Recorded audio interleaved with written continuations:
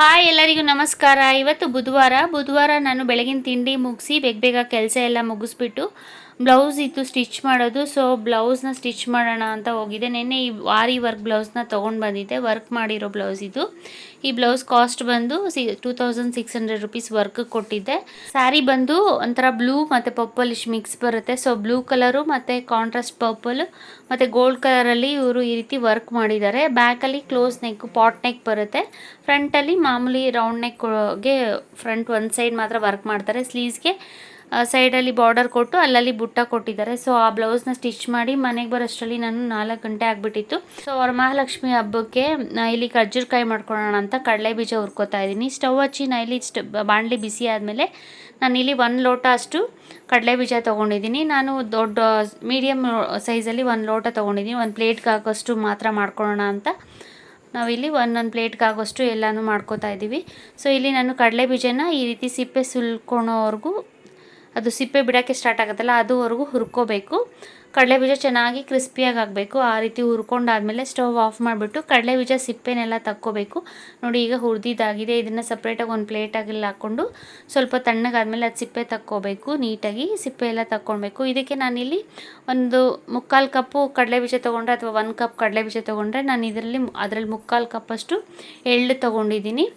ಎಳ್ಳು ನೋಡಿಕೊಂಡು ನಮಗೆ ಕಮ್ಮಿ ಬೇಕು ಅಂದರೆ ಕಮ್ಮಿ ಹಾಕ್ಕೋಬೋದು, ಇಲ್ಲಾಂದರೆ ಸಮವಾಗಿ ಬೇಕಾದರೂ ಹಾಕ್ಕೋಬೋದು. ಎಳ್ಳು ಜಾಸ್ತಿ ಹಾಕಿದಷ್ಟು ಟೇಸ್ಟು ತುಂಬ ಚೆನ್ನಾಗಿರುತ್ತೆ. ಎಳ್ಳು ಕಡಲೆ ಬೀಜ ಜಾಸ್ತಿ ಹಾಕಿದ್ರೆ ಎಳ್ಳು ಅಷ್ಟೇ ಕೆಂಪಕ್ಕೆ ಹುರ್ಕೋಬೇಕು, ಗಮ್ ಅನ್ನೋ ಹಾಗೆ, ಆಗ ಚೆನ್ನಾಗಿ ಬರುತ್ತೆ.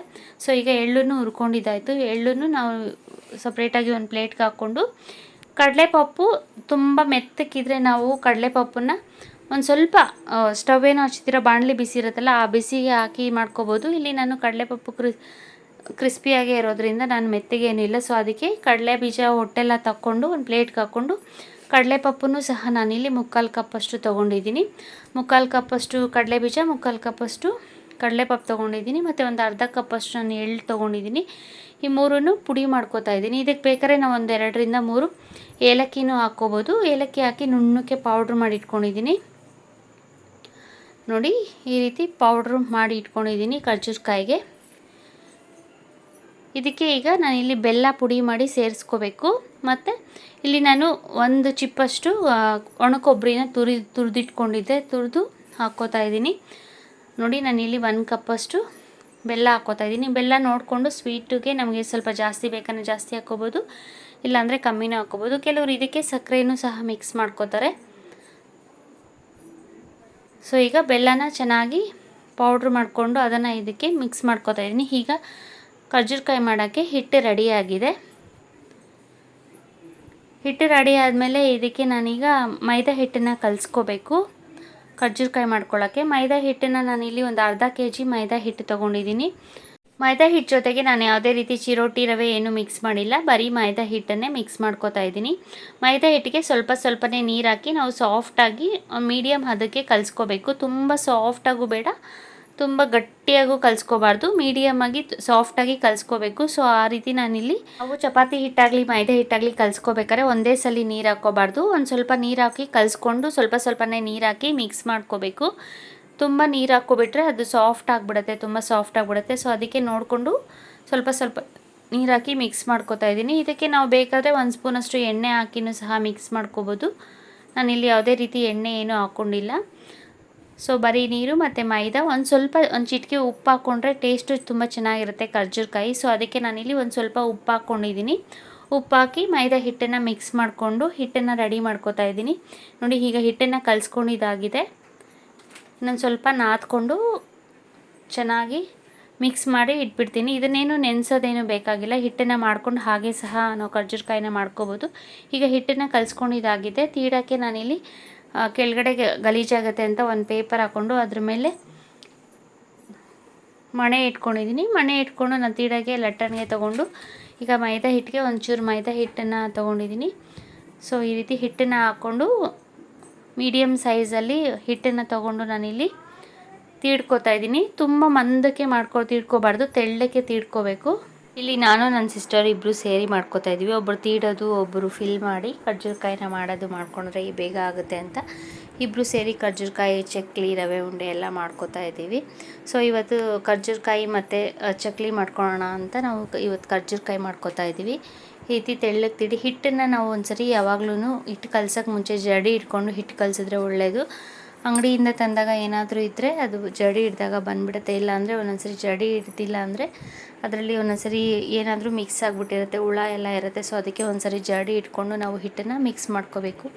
ಸೊ ನೋಡಿ ನಾನು ತೀಡ್ಕೊಂಡಾದ್ಮೇಲೆ ಈ ರೀತಿ ಎಕ್ಸ್ಟ್ರಾ ಹಿಟ್ಟನ್ನೆಲ್ಲ ತೆಗೆದುಬಿಟ್ಟು ಒಂದು ಪೇಪರ್ ಹಾಕ್ಕೊಂಡು ಅದ್ರ ಮೇಲೆ ಈ ರೀತಿ ಎಲ್ಲನೂ ಹಿಟ್ಟನ್ನು ಮಾಡಿ ಸೈಡ್ಗೆ ಒಂದು ಪೇಪರ್ ಮೇಲೆ ಹಾಕ್ಕೊಂಬಿಟ್ಟು ಒಂದು 10-15 ಖರ್ಜೂರಕಾಯಿ ಮಾಡ್ಕೊಂಡಾದ್ಮೇಲೆ ಎಣ್ಣೆ ಕಾಯಕ್ಕೆ ಇಟ್ಟಿರ್ತೀನಲ್ಲ, ಸೊ ಎಣ್ಣೆ ಕಾದಿರುತ್ತೆ. ಸೊ ಒಂದೇ ಸಲ ಖರ್ಜೂರಕಾಯಿನೆಲ್ಲ 10-12 ಖರ್ಜೂರಕಾಯಿನ ಒಂದೇ ಸಲ ಮಾಡಿಟ್ಕೊಂಡು ಫ್ರೈ ಮಾಡ್ಕೋತಾ ಇದ್ದೀನಿ. ಸೊ ಅದಕ್ಕೆ ನಾನಿಲ್ಲಿ ತೀಡಿ ಸೈಡ್ಗೆ ಹಾಕ್ಕೋತಾ ಇದ್ದೀನಿ. ಒಂದು ಸಲ ತೀಡಿ ಸೈಡ್ಗೆ ಹಾಕ್ಕೊಂಡ್ರೆ ಬೇಗ ಆಗುತ್ತೆ ಅಂತ ನಾವು ಈ ರೀತಿ ಫಸ್ಟು ತೀಡ್ಕೊಂಡು ಸೈಡ್ಗೆ ಇಟ್ಕೊಂಡು ಆಮೇಲೆ ಅದಕ್ಕೆ ಫಿಲ್ ಮಾಡಿ ಖರ್ಜೂರಕಾಯಿನ ರೆಡಿ ಮಾಡಿಕೊಂಡು ಒಂದು ಪ್ಲೇಟಲ್ಲೆಲ್ಲ ಇಟ್ಕೊಂಡು ಆಮೇಲೆ ಆಯಿಲ್ ಚೆನ್ನಾಗಿ ಕಾದ್ಮೇಲೆ ಮೀಡಿಯಮ್ ಉರಿನಲ್ಲಿ ಇಟ್ಕೊಂಡು ಇನ್ನು ಫ್ರೈ ಮಾಡ್ಕೋಬೇಕು. ಇದು ಖರ್ಜೂರಕಾಯಿ ಮೋಲ್ಡು ಪ್ಲಾಸ್ಟಿಕ್ದು ಬರುತ್ತೆ ಮತ್ತು ಸ್ಟೀಲ್ದು ಬರುತ್ತೆ. ಸ್ಟೀಲ್ ಇದರಲ್ಲಿ ಈ ರೀತಿ ಪ್ರೆಸ್ ಮಾಡಿದಾಗ ಸರಿಯಾಗಿ ಕ್ಲೋಸ್ ಆಗಲ್ಲ, ಎಡ್ಜಸ್ಸು ಒಂದೊಂದ್ಸರಿ ಓಪನ್ ಆಗಿಬಿಡುತ್ತೆ. ನಾವು ಕೈಯಲ್ಲೂ ಸಹ ತೀಡ್ಕೊಂಡು ಮಾಡ್ಕೋಬೋದು, ಕೈಯಲ್ಲೂ ಶೇಪ್ ಕೊಡ್ಬೋದು. ನಾವಿಲ್ಲಿ ಖರ್ಜೂರಕಾಯಿ ಮೋಲ್ಡಿಂದ ಈ ರೀತಿ ಖರ್ಜೂರಕಾಯಿನ ರೆಡಿ ಮಾಡ್ಕೋಬೋದು. ಬೇಗ ಆಗುತ್ತೆ. ನಾವು ಕೈಯಲ್ಲಿ ಮಾಡ್ಕೊಳ್ಳೋದಾದರೆ ಸ್ವಲ್ಪ ನಿಧಾನ ಆಗುತ್ತೆ ಶೇಪ್ ಕೊಡೋಕ್ಕೆ. ಸೊ ಅದಕ್ಕೆ ನಾನಿಲ್ಲಿ ತೀಡಿದ್ದಾದಮೇಲೆ ನೋಡಿ ಈ ರೀತಿ ಖರ್ಜೂರಕಾಯಿ ಮೋಲ್ಡ್ಗೆ ಎಡ್ಜಸ್ಗೆ ನಾವು ಒಂದು ಸ್ವಲ್ಪ ಆಯಿಲ್ ಹಾಕಿ ಈ ರೀತಿ ಫಿಲ್ ಮಾಡ್ಕೊಂಡಾದಮೇಲೆ ಪ್ರೆಸ್ ಮಾಡಬೇಕು. ಟೈಟಾಗಿ ಪ್ರೆಸ್ ಮಾಡಿ ಈ ರೀತಿ ಎಡ್ಜಸ್ಸಲ್ಲಿ ಇರೋ ಹಿಟ್ಟನ್ನೆಲ್ಲ ತೆಗೆದು ನಾವು ಮತ್ತೆ ಮೈದಾ ಹಿಟ್ಟು ನಾವು ಕಲಸಿಟ್ಕೊಂಡಿರ್ತೀವಲ್ಲ ಅದಕ್ಕೆ ಹಾಕಿ ಚೆನ್ನಾಗಿ ನಾದ್ಕೋಬೇಕು. ಹಿಟ್ಟು ಇಲ್ಲಾಂದರೆ ಗಟ್ಟಿಯಾಗಿಬಿಡುತ್ತೆ. ಸ್ವಲ್ಪ ಸಾಫ್ಟಾಗಿ ಕಲಿಸ್ಕೊಂಡ್ರೆ ಒಳ್ಳೆಯದು ಮೈದಾ ಹಿಟ್ಟನ್ನು. ಇಲ್ಲಾಂದರೆ ನಾವು ತೀಡ್ತಾ ಹಿಟ್ಟಾಕಿ ತೀಡ್ಕೋತೀವಲ್ಲ, ಸೊ ತೀಡ್ತಾ ಅದು ಹಿಟ್ಟು ಗಟ್ಟಿ ಆಗಿಬಿಡುತ್ತೆ. ಆರ್ತಾ ಗಟ್ಟಿ ಆಗ್ತಾ ಹೋಗುತ್ತೆ. ಸೊ ನಮಗೆ ತೀಡೋಕ್ಕೆ ಕಷ್ಟ ಆಗುತ್ತೆ. ನಾವು ಪೂರಿಯ ಸೈಜ್ಗೆ ತೀಡ್ಕೊಂಡ್ರೆ ಸಾಕು. ತುಂಬ ಅಗಲ ಮಾಡಿಕೊಂಡ್ರೆ ಚಪಾತಿ ಥರ ಆಗಿಬಿಡುತ್ತೆ. ಸೊ ಅದಕ್ಕೆ ನಾವು ಪೂರಿ ಆಕಾರಕ್ಕೆ ಚಿಕ್ಕದಾಗಿ ತೀಡ್ಕೊಂಡ್ರೆ ಬೇಗ ಆಗುತ್ತೆ. ನೋಡಿ ಎಕ್ಸ್ಟ್ರಾ ಹಿಟ್ಟನ್ನೆಲ್ಲ ತೆಗೆದು ಈ ರೀತಿ ನಾವು ಸ್ವಲ್ಪ ಒಂದು ಪ್ಲೇಟಲ್ಲಿ ಖರ್ಜೂರಕಾಯಿನೆಲ್ಲ ರೆಡಿ ಮಾಡ್ಕೋತಾ ಇದ್ದೀನಿ. ಇದೇ ರೀತಿ ಮಿಕ್ಕಿರೋ ಹಿಟ್ಟಲ್ಲೂ ಸಹ ನಾನು ಖರ್ಜೂರಕಾಯಿನ ರೆಡಿ ಮಾಡಿ ಒಂದು ಪ್ಲೇಟಲ್ಲಿ ಇಟ್ಕೊಂಡು ಒಂದೇ ಸಲ ಫ್ರೈ ಮಾಡ್ಕೋತೀವಿ. ನೋಡಿ ಎಣ್ಣೆ ಕಾಯಕ್ಕೆ ಇಟ್ಟಿದ್ದೀನಿ ನಾನು ಆಲ್ರೆಡಿ. ಎಣ್ಣೆನ ನಾನಿಲ್ಲಿ ಬಾಣಲಿನಲ್ಲಿ ಹಾಕಿ ಚೆನ್ನಾಗಿ ಕಾಯಕ್ಕೆ ಇಟ್ಟಿದ್ದೀನಿ. ಎಣ್ಣೆ ಚೆನ್ನಾಗಿ ಕಾದಿದೆ. ಕಾದಾದಮೇಲೆ ಇದನ್ನು ಸಿಮ್ಮಲ್ಲಿ ಇಟ್ಕೋಬೇಕು ಅಥವಾ ಮೀಡಿಯಮ್ ಉರಿನಲ್ಲಿ ಇಟ್ಕೊಂಡು ನಾವು ಮಾಡಿ ಇಟ್ಕೊಂಡಿರೋ ಖರ್ಜೂರಕಾಯಿನೆಲ್ಲ ಹಾಕೋತಾ ಇದ್ದೀನಿ. ಖರ್ಜೂರಕಾಯಿ ಕೆಲವು ಸಲ ಓಪನ್ ಆಗಿಬಿಟ್ರೆ ಎಣ್ಣೆ ಎಲ್ಲ ತುಂಬ ಗಲೀಜಾಗಿಬಿಡುತ್ತೆ. ನಾವು ಖರ್ಜೂರಕಾಯಿನ ಹಾಕಿದ ತಕ್ಷಣ ಈ ರೀತಿ ತಿರುಗಿಸ್ಬಿಡ್ಬೇಕು. ಎಣ್ಣೆ ಚೆನ್ನಾಗಿ ಕಾದಿರುತ್ತಲ್ವ, ಖರ್ಜೂರಕಾಯಿ ಹಾಕಿದ ತಕ್ಷಣ ಈ ರೀತಿ ತಿರುಗಿಸಿದ್ರೆ ಬೇಗ ತಿರುಗಿಸ್ಕೋಬೋದು. ಇಲ್ಲ ಅಂದರೆ ಅದು ಪೂರಿ ಥರ ಊದ್ಬಿಡುತ್ತೆ. ಊದ್ಬಿಟ್ಟು ತಿರುಗ್ಸೋಕ್ಕೆ ಕಷ್ಟ ಆಗುತ್ತೆ, ಎರಡು ಸೈಡು ಬೇಯಿಸ್ಕೊಳ್ಳೋಕ್ಕಾಗಲ್ಲ. ಸೊ ಅದಕ್ಕೆ ನೋಡಿ ನಾನು ಖರ್ಜೂರಕಾಯಿನ ಎಣ್ಣೆಗೆ ಬಿಟ್ಟಿದ ತಕ್ಷಣ ಒಂದು ಸ್ವಲ್ಪ ಒಂದು ನಿಮಿಷ ಆಗಿದ ತಕ್ಷಣ ಈ ರೀತಿ ತಿರುಗಿಸ್ಬಿಡ್ತೀನಿ. ಸ್ವಲ್ಪ ಇದಾಗಿದ ತಕ್ಷಣ ತಿರುಗಿಸ್ಕೊಂಡು ಎರಡೂ ಸೈಡಲ್ಲಿ ಮೀಡಿಯಮ್ ಉರಿನಲ್ಲಿ ಇಟ್ಕೊಂಡು ಒಂದು ಸ್ವಲ್ಪ ಟೈಮ್ ತೊಗೊಳುತ್ತೆ. ಚೆನ್ನಾಗಿ ಬೇಯಿಸ್ಕೋಬೇಕು.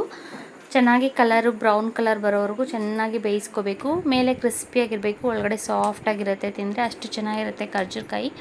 ಇದೇ ರೀತಿ ನಾವು ಕೊಬ್ಬರಿ ಖರ್ಜೂರಕಾಯಿ ಕೂಡ ಮಾಡ್ಕೋಬೋದು. ಕೊಬ್ಬರಿ ಮತ್ತು ಸಕ್ಕರೆ ಮಿಕ್ಸ್ ಮಾಡಿ ಅದಕ್ಕೆ ಒಂಚೂರು ಏಲಕ್ಕಿ ಪುಡಿ ಹಾಕಿ ಸೇಮ್ ಇದೇ ರೀತಿ ಹಿಟ್ಟಿಗೆ ನಾವು ಒಳಗಡೆ ಫಿಲ್ಲಿಂಗ್ ಮಾತ್ರ ಸಪ್ರೇಟ್ ಚೇಂಜ್ ಮಾಡಿ ನಾವು ಕೊಬ್ಬರಿ ಖರ್ಜೂರಕಾಯಿ ಕೂಡ ಸಹ ಮಾಡ್ಕೋಬೋದು. ಈಗ ನೋಡಿ ಚೆನ್ನಾಗಿ ಬೆಂದಿದೆ ಎರಡೂ ಸೈಡು. ನಾನಿಲ್ಲಿ ತಿರುಗಿಸ್ಕೊಂಡು ಮೀಡಿಯಮ್ ಉರಿನ ಇಟ್ಕೊಂಡು ಎರಡೂ ಸೈಡು ಬೇಯಿಸ್ಕೊತಾ ಇದ್ದೀನಿ.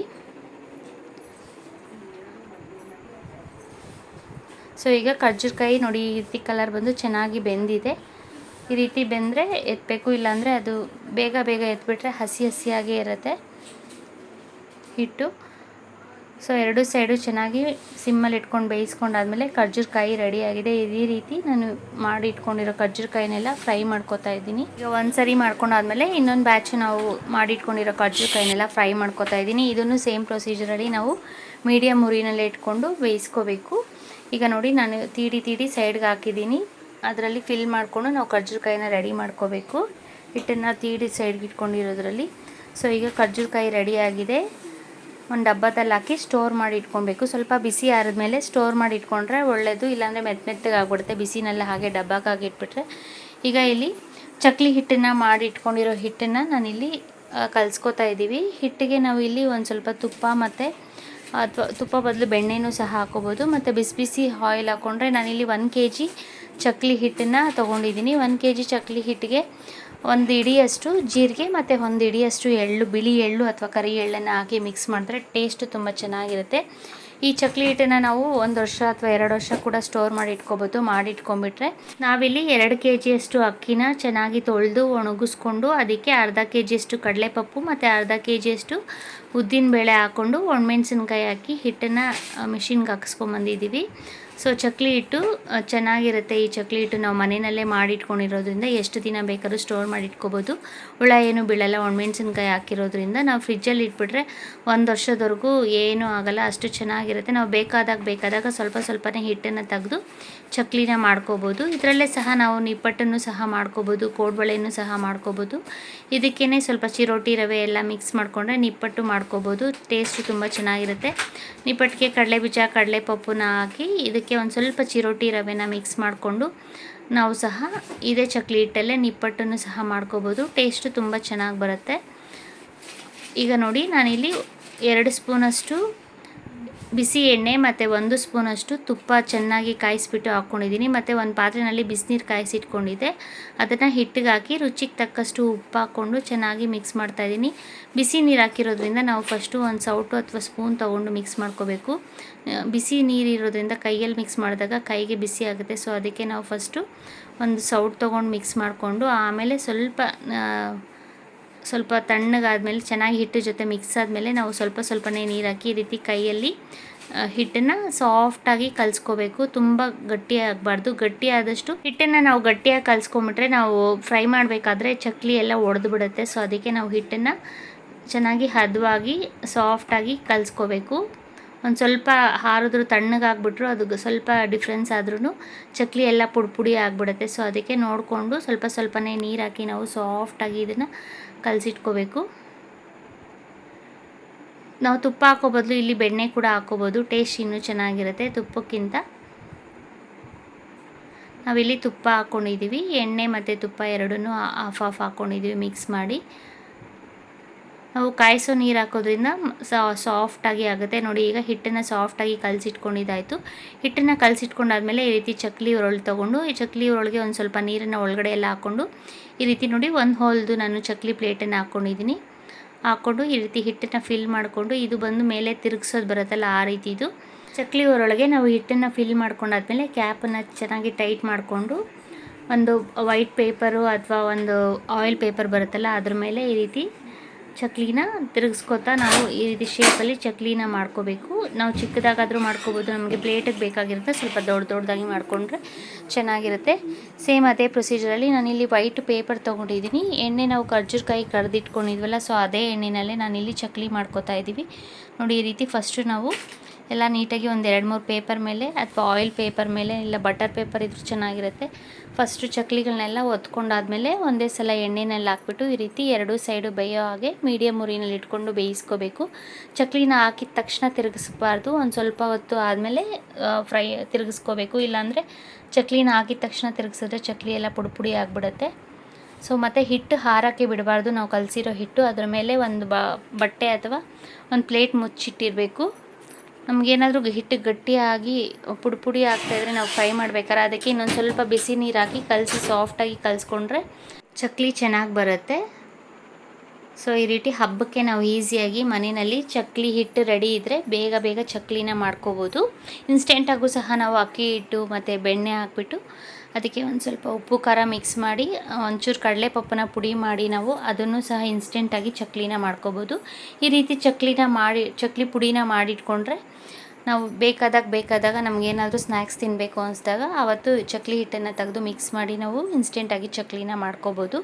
ಇದೇ ರೀತಿ ನಾನು ಉಳಿದಿರೋ ಹಿಟ್ಟನ್ನು ನಾವು ಮಿಕ್ಸ್ ಮಾಡ್ಕೊಂಡಿದ್ದೀವಲ್ಲ ಆ ಹಿಟ್ಟನ್ನು ಚಕ್ಲಿಗಳನ್ನಾಗಿ ಮಾಡಿಕೊಂಡು ಫ್ರೈ ಮಾಡ್ಕೋತಾ ಇದ್ದೀನಿ.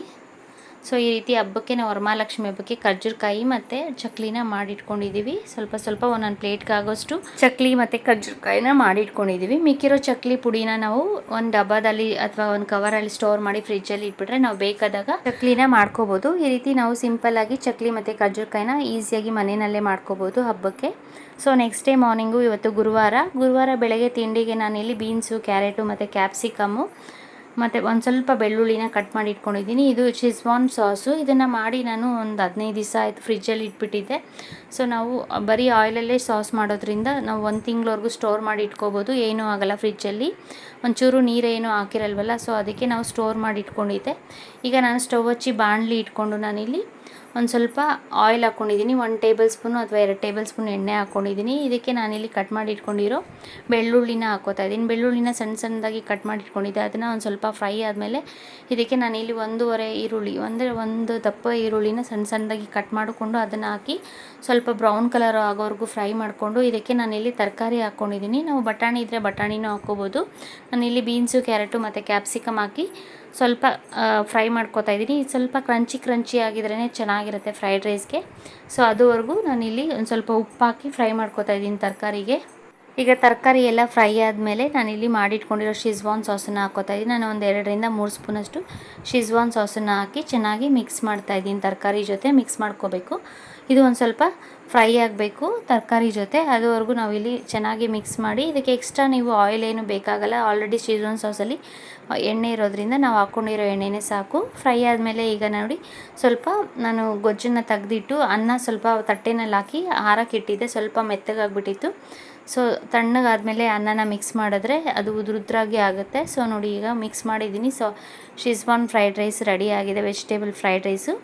ನಾನು ಬೆಳಗಿನ ತಿಂಡಿ ಮುಗಿಸಿ ಸ್ವಲ್ಪ ಮನೆ ಕೆಲಸ ಎಲ್ಲ ಇತ್ತು, ಅದನ್ನೆಲ್ಲ ಮುಗಿಸಿ ಆದಮೇಲೆ ಸಂತೆಗೆ ಹೋಗಿದ್ವಿ. ಸಂತೆಗೆ ಹೋಗಿ ಹಬ್ಬಕ್ಕೆ ಫ್ರೂಟ್ಸು ಮತ್ತು ಸ್ವಲ್ಪ ತರಕಾರಿ ಎಲ್ಲ ಬೇಕಾಗಿತ್ತು. ಅರಿಶಿನ, ಕುಂಕುಮ, ತೆಂಗಿನಕಾಯಿ ಎಲ್ಲ ಬೇಕಾಗಿತ್ತು. ಅದನ್ನೆಲ್ಲ ತೊಗೊಂಬಂದು ದೇವ್ರ ಮನೆ ಕ್ಲೀನ್ ಮಾಡ್ಕೋತಾ ಇದ್ದೀನಿ. ದೇವ್ರ ಮನೆ ಕ್ಲೀನ್ ಮಾಡ್ಕೊಂಡಿರಲಿಲ್ಲ ನಾನು. ಸೊ ಅದಕ್ಕೆ ಇವತ್ತೇ ಎಲ್ಲ ಕ್ಲೀನ್ ಮಾಡ್ಕೊಂಬಿಡೋಣ ಅಂತ ಕ್ಲೀನ್ ಮಾಡ್ಕೋತಾ ಇದ್ದೀನಿ. ನೋಡಿ ಇಲ್ಲಿ ಬೆಳ್ಳಿ ಪಾತ್ರೆಗಳು ಮತ್ತು ಕಲಶದ ಚಂಬು, ಕುಂಕುಮ ಭರಣಿ ಎಲ್ಲ ನಾನು ಇಲ್ಲಿ ತೊಳೆದಿಟ್ಕೊಂಡಿದ್ದೆ. ಮತ್ತು ಊದ್ಕಡ್ಡಿ ಹಚ್ಚೋ ಸ್ಟ್ಯಾಂಡನ್ನು ಸಹ ನಾನಿಲ್ಲಿ ಪೌಡ್ರ್ ಹಾಕಿ ಚೆನ್ನಾಗಿ ತೊಳೆದು ಎಲ್ಲ ಎತ್ತಿಟ್ಟಿದ್ದೀನಿ. ಮತ್ತು ಆಯಿಲ್ ಬಾಟ್ಲು ಸಹ ತುಂಬ ಗಲೀಜಾಗಿಬಿಟ್ಟಿತ್ತು. ಆಲ್ರೆಡಿ ಒಂದು ಸರಿ ತೊಳೆದಿದ್ದೆ, ಇನ್ನೊಂದು ಸರಿ ಚೆನ್ನಾಗಿ ನೀಟಾಗಿ ತೊಳೆದು ಆಯಿಲ್ ಬಾಟ್ಲನ್ನ ಸೈಡ್ಗೆ ಇಟ್ಟಿದ್ದೀನಿ. ನಾವು ದೀಪದ ಎಣ್ಣೆ ಅಥವಾ ಅಡುಗೆ ಎಣ್ಣೆ ಯೂಸ್ ಮಾಡೋ ಬಾಟಲ್ನ ಅವಾಗವಾಗ ತೊಳಿತಾ ಇದ್ದರೆ ಗಲೀಜು ಬೇಗ ಆಗೋಲ್ಲ. ಇಲ್ಲಾಂದರೆ ಮೇಲೆ ಎಲ್ಲ ಜಿಡ್ಡು ಕೂತ್ಬಿಟ್ಟು ಅಂಟಂಟಾಗ್ಬಿಡುತ್ತೆ. ಸೊ ಅದು ಉಜ್ಜೋಕ್ಕೆ ಕಷ್ಟ ಆಗಿಬಿಡುತ್ತೆ. ಸೊ ಅದಕ್ಕೆ ನಾವು ಎಣ್ಣೆ ಖಾಲಿ ಆದಾಗ ನೀಟಾಗಿ ಅದನ್ನು ಉಜ್ಜಿ ತೊಳೆದಿಟ್ಬಿಟ್ರೆ ತುಂಬ ಜಿಡ್ಡಾಗಲ್ಲ. ನಾವು ತೊಳಿಬೇಕಾದ್ರೇನು ನಮಗೆ ಈಸಿ ಆಗುತ್ತೆ. ಸೊ ನಾನಿಲ್ಲಿ ದೇವ್ರ ಸಾಮಾನೆಲ್ಲ ತೊಳ್ಕೊಂಡಾಗಿದೆ. ಅರಿಶಿನ ಕುಂಕುಮ ಭರಣಿ ಮತ್ತು ದೇವ್ರ ದೀಪಗಳು, ಕಳಶ ಎಲ್ಲ ನಾನಿಲ್ಲಿ ಉಜ್ಜಿಟ್ಕೊಂಡು ಈಗ ನಾನು ದೇವ್ರ ಫೋಟೋ ಓಡಿಸಿ ಇದಕ್ಕೆ ಅರಿಶಿನ ಕುಂಕುಮ ಇಟ್ಟು ಕಳಶ ಎಲ್ಲ ರೆಡಿ ಮಾಡ್ಕೋತಾ ಇದ್ದೀನಿ. ಸೊ ನಾನು ವೀಳ್ಯದೆಲೆ, ಅಡಿಕೆ ಎಲ್ಲ ತೊಗೊಂಬಂದಿದ್ದೆ. ಸೊ ಕಲಶಕ್ಕೂ ಸಹ ವೀಳ್ಯದೆಲೆನ ತೊಗೊಂಬಂದಿರೋದನ್ನು ಈಗ ಫೋಟೋಗೆ ಅರಿಶಿನ ಕುಂಕುಮ ಇಟ್ಟಾಯಿತು. ನಮ್ಮನೇಲಿ ಚಿಕ್ಕದು ದೇವ್ರ ಮನೆ ಆಗಿರೋದ್ರಿಂದ ನಾನು ಒಂದೇ ಫೋಟೋ ಇಟ್ಟಿರೋದು. ದೊಡ್ಡ ದೇವ್ರ ಮನೆ ಇದ್ದರೆ ನಾವು 2-3 ಫೋಟೋ, ತುಂಬ ಫೋಟೋನೇ ಇಟ್ಕೋಬೋದು. ಒಂದು ಫೋಟೋ ಇಟ್ಟರೆ ಚೆನ್ನಾಗಿರುತ್ತೆ ಅಂತ ನಾನು ಒಂದೇ ಒಂದು ಫೋಟೋ ಇಟ್ಕೊಂಡಿದ್ದೀನಿ. ಸೊ ಈಗ ನಾನು ಕಲಶಕ್ಕೆ ಅರಿಶಿನ ಕುಂಕುಮ ಮತ್ತು ದೀಪಕ್ಕೆಲ್ಲ ಅರಿಶಿನ ಕುಂಕುಮ ಇಟ್ಕೊಂಡು ಬತ್ತಿ ಹಾಕ್ಕೊಂಡು ರೆಡಿ ಮಾಡ್ಕೊಂಡ್ಬಿಡ್ತಾಯಿದ್ದೀನಿ. ಇವತ್ತೇ ಪೂಜೆಗೆ ಹಬ್ಬಕ್ಕೆ ಅಂತ ನಾನು ಅರಿಶಿನ ಕುಂಕುಮ ಒಂದೊಂದು ದೊಡ್ಡ ಪ್ಯಾಕೆಟ್ ತಂದಿದ್ದೆ. ಸೊ ಅದನ್ನು ಈ ರೀತಿ ಒಂದು ಡಬ್ಬದಲ್ಲಿ ಹಾಕಿ ಇಟ್ಬಿಟ್ಟಿದ್ದೀನಿ ನೀಟಾಗಿ. ಸೊ ನೋಡಿ ಕುಂಕುಮ ಬಣ್ಣಗೆ ನಾನು ಅರಿಶಿನ ಕುಂಕುಮ ಹಾಕಿಟ್ಟಿದ್ದೀನಿ. ಹಾಕಿ ಈಗ ದೇವ್ರ ಮನೆಗೆ ಎಲ್ಲ ಫೋಟೋ, ಕಳಶ ಎಲ್ಲ ಇಟ್ಟು ರೆಡಿ ಮಾಡಿಟ್ಟಿದ್ದೀನಿ. ರೆಡಿ ಮಾಡಿ ಇಟ್ಟಾದ್ಮೇಲೆ ಎಣ್ಣೆ ಖಾಲಿ ಆಗಿಬಿಟ್ಟಿತ್ತು ಅಂದಿದ್ದನ್ನ ಆಯಿಲ್ ಬಾಟ್ಲನ್ನ ತೊಳೆದಿಟ್ಟಿದ್ದೆ. ಸೊ ಆ ಆಯಿಲ್ ಬಾಟ್ಲಿಗೆ ಎಣ್ಣೆ ಫಿಲ್ ಮಾಡ್ಕೋತಾ ಇದ್ದೀನಿ. ಸೊ ನಾವು ತುಪ್ಪದ ದೀಪ ಹಚ್ಚಿದ್ರೆ ಒಳ್ಳೆಯದು ಹಬ್ಬದ ದಿವಸ. ನಾನಿಲ್ಲಿ ಎಣ್ಣೆ ಬಾಟ್ಲ್ ಖಾಲಿ ಆಗಿದ್ದರಿಂದ ಎಣ್ಣೆ ಹಾಕೋತಾ ಇದ್ದೀನಿ.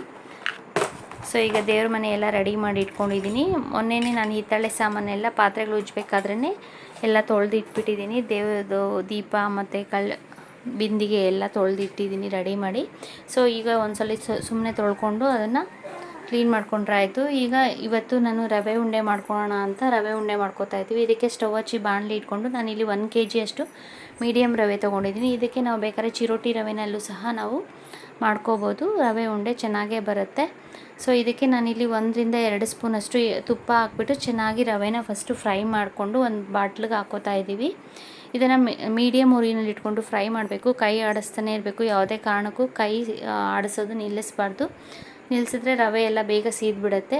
ಸೊ ಈಗ ರವೆ 1 kg ಫುಲ್ಲನ್ನು ನಾವು ಇಲ್ಲಿ ಹುರ್ಕೊಂಡಿದ್ದಾಗಿದೆ. ಹುರ್ಕೊಂಡಾದ್ಮೇಲೆ ಒಂದು ಬಟ್ಲಿಗೆ ಹಾಕ್ಕೊಂಡಿದ್ದೀನಿ. ಇದಕ್ಕೆ ದ್ರಾಕ್ಷಿ ಗೋಡಂಬಿನ ತುಪ್ಪದಲ್ಲಿ ಫ್ರೈ ಮಾಡ್ಕೋತಾ ಇದ್ದೀನಿ. ನಾವು ಬೇಕಾದ್ರೆ ಸ್ಟಾರ್ಟಿಂಗಲ್ಲೇ ಬಾಣಲಿನಲ್ಲಿ ರವೆ ಹುರ್ಕೊಳ್ಳೋಕೆ ಮುಂಚೆ ತುಪ್ಪ ಹಾಕ್ಕೊಂಡು ದ್ರಾಕ್ಷಿ ಗೋಡಂಬಿನ ಫ್ರೈ ಮಾಡಿ ಸಪ್ರೇಟಾಗಿ ಇಟ್ಕೊಂಡು ಆಮೇಲೆನೂ ಸಹ ಮಿಕ್ಸ್ ಮಾಡ್ಕೋಬೋದು. ನಾನಿಲ್ಲಿ ಫಸ್ಟು ರವೆನ ಹುರ್ಕೊಂಡಿದ್ದಾಯಿತು. ರವೆನ ಹುರ್ಕೊಂಡಾದ್ಮೇಲೆ ನಾವಿಲ್ಲಿ ದ್ರಾಕ್ಷಿ ಗೋಡಂಬಿನ ಫ್ರೈ ಮಾಡ್ಕೋತಾ ಇದ್ದೀವಿ.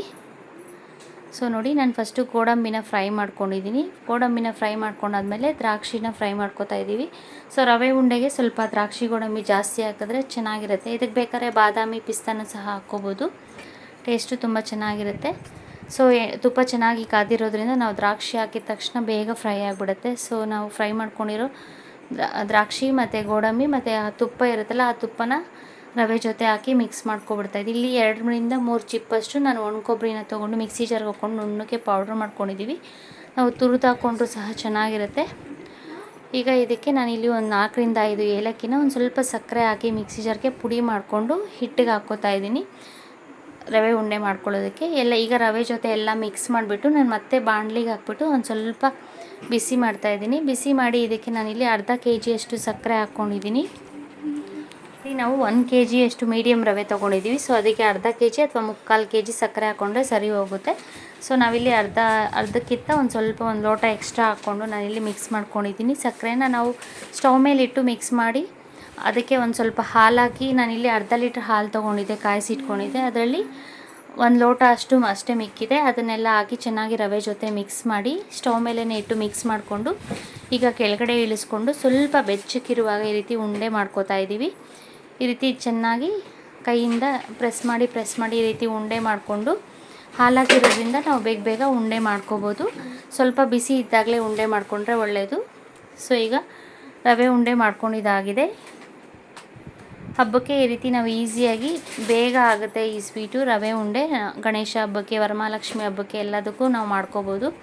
ಸೊ ಈಗ ರವೆ ಉಂಡೆ ರೆಡಿಯಾಗಿದೆ. ನೈಟ್ ಊಟಕ್ಕೆ ನಾನಿಲ್ಲಿ ಬೆಂಡೆಕಾಯಿ ಇತ್ತು ಮನೆಯಲ್ಲಿ. ಸೊ ಬೆಂಡೆಕಾಯಿ ಪಲ್ಯ ಮಾಡಿ ಚಪಾತಿ ಮಾಡ್ಕೊಳ್ಳೋಣ ಅಂತ ಬೆಂಡೆಕಾಯಿನೆಲ್ಲ ತೊಳೆದಿಟ್ಕೊಂಡಿದ್ದೀನಿ. ಬೆಂಡೆಕಾಯಿನ ತೊಳೆದು ಒಂದ್ಸರಿ ಬಟ್ಟೆನಲ್ಲಿ ಒರೆಸ್ಕೊತಾ ಇದ್ದೀನಿ. ಬೆಂಡೆಕಾಯಿನ ತೊಳೆದು ಒಂದ್ಸರಿ ಬಟ್ಟೆನಲ್ಲೆಲ್ಲ ಚೆನ್ನಾಗಿ ಒರೆಸ್ಕೊಂಡು ಆದಮೇಲೆ ಒಂದು ಸ್ವಲ್ಪ ಹೊತ್ತು ಬಿಟ್ಟು ಆಮೇಲೆ ಕಟ್ ಮಾಡಿಕೊಂಡ್ರೆ ಒಳ್ಳೆಯದು. ಇಲ್ಲಾಂದರೆ ಅಂಟು ಅದು ಗಮ್ಮಿ ಥರ ಆಗಿಬಿಡುತ್ತೆ. ಸೊ ಅದಕ್ಕೆ ಒಂದು ಸ್ವಲ್ಪ ಡ್ರೈ ಆದಮೇಲೆ ನಾನಿಲ್ಲಿ ಬೆಂಡೆಕಾಯಿನ ಕಟ್ ಮಾಡ್ಕೊತಾ ಇದ್ದೀನಿ. ಬೆಂಡೆಕಾಯಿ ಆ ಕಡೆ ತುದಿ ಮತ್ತು ಈ ಕಡೆ ತುದಿನ ಕಟ್ ಮಾಡಿಕೊಂಡು ಬೆಂಡೆಕಾಯಿನೆಲ್ಲ ನಾನಿಲ್ಲಿ ಒಂದು ಅರ್ಧ-ಮುಕ್ಕಾಲು kg ಬೆಂಡೆಕಾಯಿ ಇದೆ. ಬೆಂಡೆಕಾಯಿನ ಸಿಂಪಲ್ಲಾಗಿ ಪಲ್ಯ ಮಾಡ್ಕೊತಾ ಇದ್ದೀನಿ. ಇದಕ್ಕೆ ಸ್ಟವ್ ಹಚ್ಚಿ ಬಾಣಲಿ ಇಟ್ಕೊಂಡು ಒಂದು ಸ್ವಲ್ಪ ಎಣ್ಣೆ ಹಾಕ್ಕೊಂಡು ಅದಕ್ಕೆ ಸಾಸಿವೆ ಮತ್ತು ಕರಿಬೇವಿನ ಸೊಪ್ಪು ಒಗ್ಗರಣೆ ಮಾಡ್ಕೊಂಡಿದ್ದೀನಿ. ಮತ್ತು 1-2 ಈರುಳ್ಳಿನ ಸಣ್ಣದಾಗಿ ಕಟ್ ಮಾಡಿ ಹಾಕ್ಕೊಂಡಿದ್ದೀನಿ. ಈರುಳ್ಳಿ ಸ್ವಲ್ಪ ಫ್ರೈ ಆದಮೇಲೆ ನಾನಿಲ್ಲಿ ಕಟ್ ಮಾಡಿ ಇಟ್ಕೊಂಡಿರೋ ಬೆಂಡೆಕಾಯಿನ ಹಾಕಿ ಡೈರೆಕ್ಟಾಗಿ ಹಾಗೆ ಫ್ರೈ ಮಾಡ್ಕೊತಾ ಇದ್ದೀನಿ. ನಾವು ಬೇಕಾದ್ರೆ ಫಸ್ಟೇ ಬೆಂಡೆಕಾಯಿನ ಫ್ರೈ ಮಾಡಿಕೊಂಡು ಆಮೇಲೆ ಪಲ್ಯ ಮಾಡ್ಕೋಬೋದು. ಆಲ್ರೆಡಿ ನಾನು ಚಪಾತಿ ಹಿಟ್ಟನ್ನೆಲ್ಲ ಕಲಸಿಟ್ಕೊಂಡಿದ್ದೀನಿ. ಸೊ ನನ್ನ ಮಗಳು ಚಪಾತಿ ಹಿಟ್ಟು ಕಲಿಸ್ತಾ ಇದ್ದಾಳೆ. ಅವಳು ಟ್ಯೂಷನ್ಗೆ ಹೋಗಿ ಬಂದು ಚಪಾತಿ ಹಿಟ್ಟು ಕಲಿಸ್ತಾ ಇದ್ದಾಳೆ. ನಾನಿಲ್ಲಿ ಬೆಂಡೆಕಾಯಿ ಪಲ್ಯ ಮಾಡಿ ಚಪಾತಿ ಮಾಡೋಣ ಅಂತ ಮಾಡ್ಕೋತಾ ಇದ್ದೀನಿ. ಸ್ವಲ್ಪ ಪಾತ್ರೆಗಳೆಲ್ಲ ಇತ್ತು, ಅದನ್ನೆಲ್ಲ ತೊಳ್ಕೊಂಡು ಕ್ಲೀನ್ ಮಾಡ್ಕೊಳೋದು ಲೇಟ್ ಆಗಿಬಿಡ್ತು. ಹಬ್ಬಕ್ಕೆ ರೆಡಿ ಮಾಡ್ಕೊಳೋದ್ರಲ್ಲಿ ಬ್ಯುಸಿ ಆಗಿಬಿಟ್ಟಿದ್ದೆ. ಸೊ ಅದಕ್ಕೆ ಹೊರಗಡೆ ಹೋಗಿ ಬರೋದೇ ಲೇಟ್ ಆಗೋಯಿತು. ನಾನಿಲ್ಲಿ ಚಪಾತಿ ಮಾಡಿ ಬೆಂಡೆಕಾಯಿ ಪಲ್ಯ ಮಾಡ್ಕೋತಾ ಇದ್ದೀನಿ. ಬೆಂಡೆಕಾಯಿ ಈಗ ಚೆನ್ನಾಗಿ ಫ್ರೈ ಮಾಡ್ಕೊಂಡಿದ್ದೀನಿ ಮತ್ತು ಬೆಂದಿದೆ ಸಹ. ಇದಕ್ಕೆ ನಾನೀಗ ಲಾಸ್ಟಲ್ಲಿ ಖಾರದ ಪುಡಿ ಹಾಕ್ಕೋತಾ ಇದ್ದೀನಿ. ಖಾರದ ಪುಡಿ ಹಾಕ್ಕೊಂಡು ಇದಕ್ಕೆ ರುಚಿಗೆ ತಕ್ಕಷ್ಟು ಉಪ್ಪು ಹಾಕ್ಕೋತಾ ಇದ್ದೀನಿ ಬೆಂಡೆಕಾಯಿಗೆ. ನಾವು ಬೇಕಾದ್ರೆ ನೀರು ಹಾಕಿನೂ ಸಹ ಬೆಂಡೆಕಾಯಿನ ಬೇಯಿಸ್ಕೋಬೋದು. ಧನಿಯಾ ಪುಡಿ, ಖಾರದ ಪುಡಿ ಮತ್ತು ಉಪ್ಪು ಹಾಕಿದ್ಮೇಲೆ ನಾನಿಲ್ಲಿ ನೀರೇನು ಹಾಕ್ಕೊಂಡಿಲ್ಲ, ಹಾಗೆ ಡ್ರೈ ಫ್ರೈ ಮಾಡ್ಕೋತಾ ಇದ್ದೀನಿ. ಈಗ ಬೆಂಡೆಕಾಯಿ ಪಲ್ಯ ರೆಡಿಯಾಗಿದೆ. ಇದಕ್ಕೆ ಚಪಾತಿ ಹಿಟ್ಟು ಕಲಸಿಟ್ಕೊಂಡಿದ್ದೆ ಅಂತ ಹೇಳಿದ್ನಲ್ಲ, ಸೊ ಚಪಾತಿ ಮಾಡ್ಕೋತಾ ಇದ್ದೀನಿ. ಸೊ ನಾನು ಮಾಡೋ ವೀಡಿಯೋಸು ನಿಮ್ಗೆ ಇಷ್ಟ ಆದರೆ, ಯೂಸ್ಫುಲ್ ಅನಿಸಿದ್ರೆ ಪ್ಲೀಸ್ ಲೈಕ್ ಮಾಡಿ, ಶೇರ್ ಮಾಡಿ ಮತ್ತು ಸಬ್ಸ್ಕ್ರೈಬ್ ಮಾಡಿ, ಕಮೆಂಟ್ ಮಾಡಿ. ಎಲ್ಲರಿಗೂ ಹ್ಯಾಪಿ ಇಂಡಿಪೆಂಡೆನ್ಸ್ ಡೇ ಮತ್ತು ವರಮಹಾಲಕ್ಷ್ಮಿ ಹಬ್ಬದ ಶುಭಾಶಯಗಳು. Thanks for watching.